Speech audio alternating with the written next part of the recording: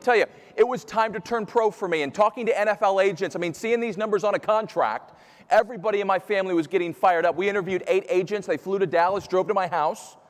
We picked the agent that was right for me. He calls me one night. He goes, Johnny, I've got some great news. I said, agent, what's the news? He goes, I think you're going to get drafted. I said, agent, that's some good news. He goes, Johnny, we looked at the last 9 NFL drafts.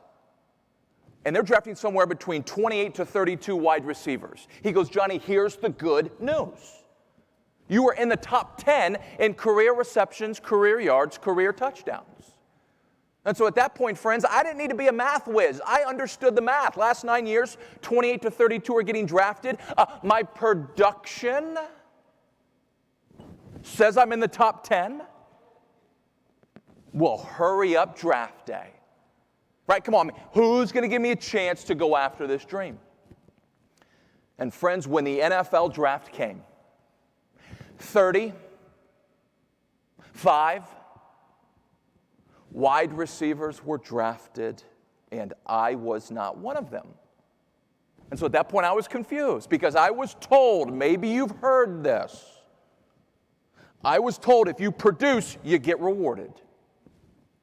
Right, come on. If you make all the plays, sport and business, doesn't matter, you get rewarded, right? I mean, hey, isn't that how life is supposed to work? And so I was confused on, well, how does life actually really work?